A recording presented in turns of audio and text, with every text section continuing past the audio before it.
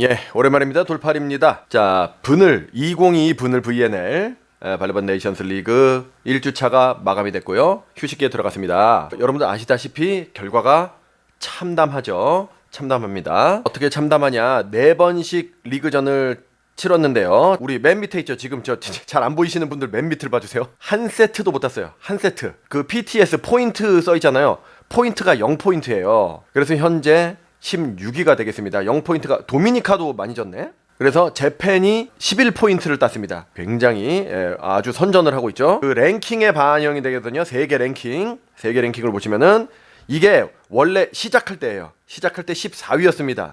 14위였는데 1주차가 지나고 나서 실시간으로 세계 랭킹이 반영이 됩니다. 지금은 16위로 내려갔습니다. 세계 랭킹도 16위고 VNL 현재 순위도 16위고 그래서 참 이게 한 세트도 이제 못한 상황인데 분명 이러한 측면이 존재하죠. 양뽕, 수지킴, 월드킴 이렇게 3인방이 국가대표 은퇴를 했고 그래서 세대 교체를 하고 있고 그래가지고 대거 신인들이 많이 등장했는데 근데 이제 우리 정지훈도 피로골절이 있었죠. 피로골절이 있어가지고 못 나오고 그러니까 팀이 아직 정비가 안 됐고 감독도 새로 부임했고 물론 라 감독과 도쿄올림픽이라든지 이런 거를 같이 하기는 했지만 코치라든지 분석관으로만 경력이 화려하지 리더 완전 감독 최고 감독이 총감독이 된 적은 처음이거든요. 다들 예상했습니다. 1승도 못할 거라고 다들 예상을 하고 있어요. 남은 기간 동안 과연 1승을 할 수 있을까요? 그나마 좀 1승을 하겠구나라고 생각했던 팀이 저는 캐나다였는데 그래서 1승 15패 뭐 1승 14패 이렇게 할 줄 알았는데 캐나다한테도 3대0으로 졌죠.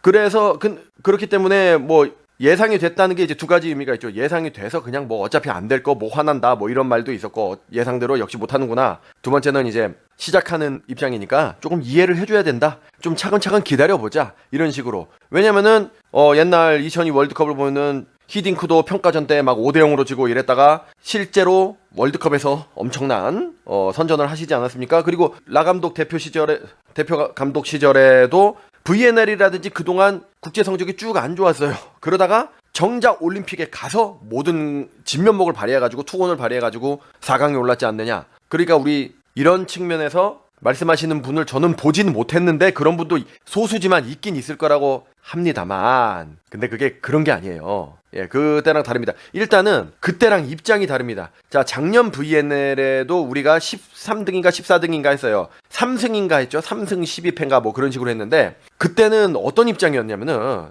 그때는 VNL이 중요한 대회가 아니었어요. 그래서 우리뿐만 아니라 이탈리아라든지 세르비아도 이진을 투입하고 그랬던 적이 있습니다.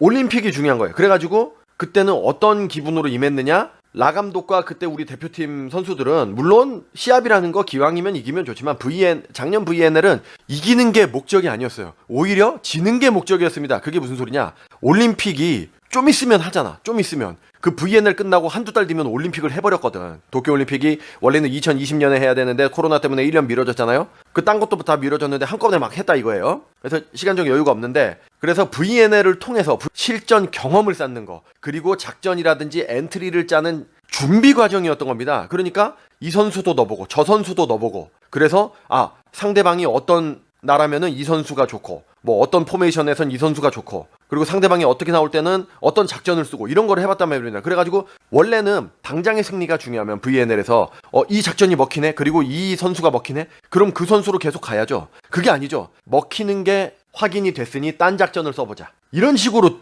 했던 겁니다. 그러니까 질 수밖에 없겠죠. 빨리 자료를 많이 만드는 게 중요하니까 자료를 많이 수집하고 통계를 많이 수집해가지고 작전을 짜는 게 중요하니까 그렇게 했던 겁니다. 오히려 이기고 있는데도 지는 작전을 해서 이렇게 하면 진다는 걸 확인하는 그런 작업이었던 겁니다. 근데 지금은 뭡니까? 지금은 그런 상황이 아니에요. 올림픽 출전에 VNL이 굉장히 중요해졌습니다. VNL의 비중이 굉장히 높아졌어요. 왜냐면 랭킹에 따라서 올림픽으로 가는 티켓이 선발전을 통해서 5팀 그리고 주최국 한 팀 해가지고 6팀이 가는 건 있어요. 작년까지는 도쿄올림픽까지는 전부 다 선발전이었거든요. 랭킹이 낮아도 올림픽을 갈 수가 있어요. 근데 랭킹이 중요해졌다니까. 그리고 그 랭킹에 있어서 자 올림픽이 50점 세계선수권 45점 이렇게 있지 않습니까? 그리고 VNL이 40점입니다. 자 근데 올림픽이랑 세계선수권은 2년에 한 번 하나? 뭐 모르겠고 올림픽은 4년에 한 번 하잖아요. VNL은 매년 하는데 40점이라니까. 그러니까 실제로는 4, 4, 16, 160점이에요. 실제로 반영되는 게.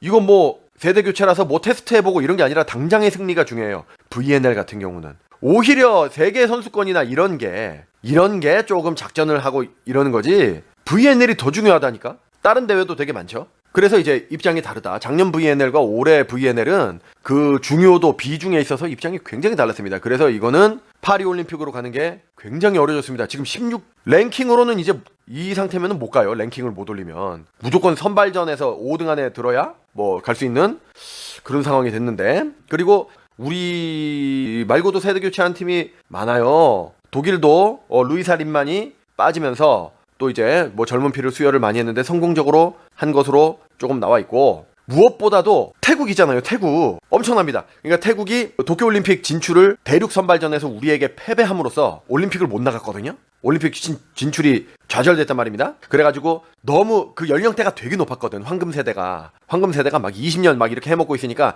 세대 교체가 필요하다. 세대 교체를 작년 VNL에 하려고 했습니다. 그래가지고 젊은 사람들이 제가 말했던 옛날 그 핀피차야, 차추원, 아차라퐁 요 3명을 중심으로 한 젊은 멤버들이 VNL에 출전해서 이탈리아까지 갔는데 코로나에 14명이 걸렸어요. 다시 옛날 세대로 교체가 됐죠. 그래가지고 갑자기 막 말리완이라든지 뭐 누사라라든지 이런 엄청난 누님들이 또 들어갔는데 뭐 맞춰본 지 15일밖에 안 되니까 거의 우리나라한테 진 팀이 별로 없는데 졌죠. 태국이 아마 꼴찌인가 했을 것 같은데. 그래서 이번에 정말로 세대 교체를 했는데 굉장히 성공적이었습니다. 세르비아도 잡고, 지금 랭킹 5위인데도 지금 태국이 순위 7위예요. 굉장히 선전을 했습니다. 매우 기뻐하는 모습. 이게 진짜 세대 교체죠. 이게 태국이 선전하고 세대 교체에 성공적으로 결과를 낸 이면에는 그게 있죠. 활발한 해외 진출. 아까 말했던 멤버들이라든지 이런 사람들이 터키로도 가고 뭐 어디로도 가고, 그리고 제 기억에는 여기 차추원이나 같은 경우는 한국 드래프트에도 신청을 했다니까요. 그러니까 원서를 해외에 막 집어넣는 거야. 적극적으로 해외 진출을 해서 해외의 선진 배구를 배워온 것이 자신감 상승이라든지 배구 기술 상승에 상당한 기여를 했을 겁니다.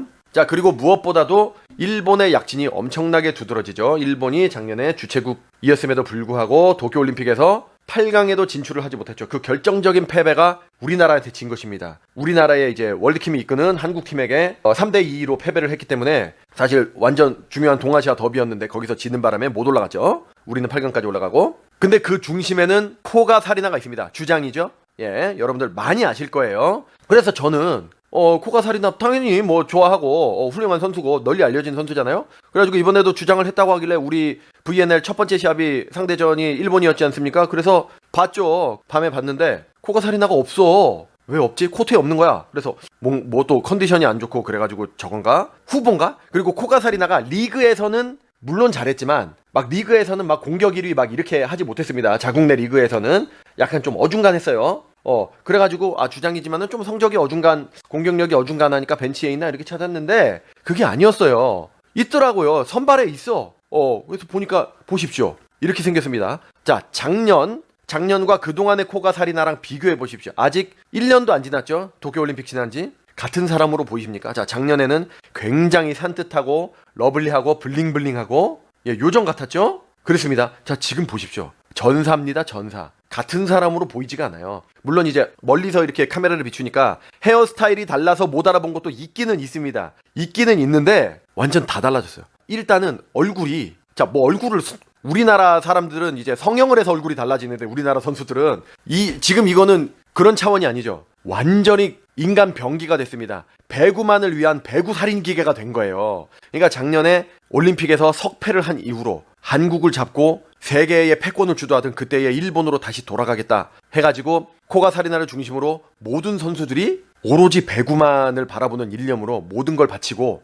배구 병기가 된 겁니다. 그러니까 눈빛이 달라지고 표정이 달라지니까 우리가 알아볼 수가 없죠. 그리고 살도 엄청 빠졌어요. 얼굴살이. 얼굴살이 막 통통하고 귀엽고 그런 게 아니에요. 지금 굉장히 무서웠습니다. 저는. 그런데 활약도 무서웠죠. 모습만 달라진 게 아니고 모션이 완전히 달라졌어요. 작년하고 코가 사리나가 공격이라든지 뭐 점프라든지 뭐 움직임이 완전히 딴판이에요. 굉장히 묵직하면서 작년에는 좀 폴짝폴짝 뛰었다라고 하면은 지금은 그냥 내리꽂는 그런 거. 물론 아주 큰 차이는 없습니다. 갑자기 보스코비치처럼 무슨 하늘 높이 뛰어올라 그런 건 아닌데 모션이 이제 군더더기 없이 깔끔하고 오로지 상대방을 격파하겠다는 군더더기 없는 그런 모션, 그런 걸 보여줬습니다. 그러니까 요 팀이 잘할 수밖에 없죠. 미국도 격파했지 않습니까? 예, 미국도 뭐 약간 완전히 온전한 상태는 아니지만 그래도 강팀이란 말입니다. 그리고 미국 홈그라운드였잖아요. 예, 그런데도 격파를 하고. 그래서 이제 어떤 팬이 FIVB 즉 VNL을 개최하는 FIVB 거기 발리볼 월드라는 계정을 운영하거든요. 거기다가 I miss Kim so much 월드킴이 그립다 이렇게 하니까 거기다 FIVB가 댓글을 달았어요. 이거는 사람이 아닌데 어떻게 댓글을 달지? 이건 단체인데 단체인데 감정이 있어요. 이 단체는. 그래서 저렇게 눈물 이모티콘으로 나도 그립다라는 그런 공감을 해주는 그런 독특한 단체가 되겠습니다. 그리고 뭐 이런 기사가 있습니다. 예. 이선우의 서브 국제 무대에서도 경쟁력 있다. 전체 1위 등극. 지금까지 1주차를 하면서 뭐 공격 1위, 뭐 수비 1위 이런 거 있잖아요. 그 중에서 서브 1위가 이선우가 서브 1위를 했어요. 뭐 반갑긴 합니다. 2위가 핀피차야. 그래서 보시면은 국제대회 경쟁력을 보여주고 있는 이선우의 서브가 이미 세계적인 수준임을 보여준 것이다. 이렇게 하는데 물론 잘 하긴 했습니다만 예, 이거는 좀 너무 위로하는 그런 어거지성으로 이제 위로를 하는 기사라고 생각이 되는데 물론 잘한 건 맞아요. 잘했으니까 예, 국제대회에서 서브 잠깐 이나마 1위 하는 거는 대단한 거죠. 그런데 잘하기도 잘했지만 저겁니다. 이선우가 엄청 신인입니다. 막내잖아요. 그 데뷔한 지 2, 3년도 안 됐는데 그러다 보니까 자료가 부족했던 거예요. 상대방이 우리나라 선수를 연구하는데 새로 대표팀에 합류한 선수도 많기 때문에 이 선수도 연구하고 저 선수도 연구하고 하는데 이제 이선우는 국내 V리그에서도 주전이 아니잖아요. 그러니까 자료가 없었던 거예요. 국제대회 자료는 전혀 없고 처음 출전했으니까 V리그 자료도 없으니까 별로 어떤 서브로 구사하는지 잘 몰랐던 거예요. 그러니까 보통은 평타 서브나 강 서브가 들어올 줄 알았는데 상대방들이 갑자기 이제 플로터 서브가 막 들어오고 이러니까 당황을 했었던 것 뿐이에요. 그거하고 잘한 것도 있고 운도 좀 더해졌었고 상대방이 이제 이선우에 대한 대비가 부족했다. 요런 3요소가 합쳐져서 그렇게 된 거지 세계적인 수준의 서브를 해가지고 서브 1위를 한 게 아니에요. 분명히 이제 지금 서브 1위니까 다음에 맞설 상대방들은 이선우 서브에 대해서 연구가 들어갔을 겁니다. 그러면은 이제 서브에서 하기 힘들어요. 너무 제가 좀 비관적으로 말하는 것 같기는 한데 그렇다고 해서 뭐 사실이 아닌 걸 말할 수는 없으니까 우리나라에 한 줄기 희망이 있어서 뭐 긍정적인 요소가 있어서 앞으로 남은 모든 경기를 이길 것입니다 이렇게 말할 수는 없지 않습니까? 그리고 이제 정말로 이제 좀 솔직한 심정을 말하면은 꼭 이렇게 져서뿐만이 아니고 그 월드킴이 국가대표를 은퇴한 이후로 국제대회에 관심이 많이 줄었어요. 제가 저뿐만 아니라 많은 배구 팬들이 그렇게 생각을 할 것입니다 아마. 그래서 다음에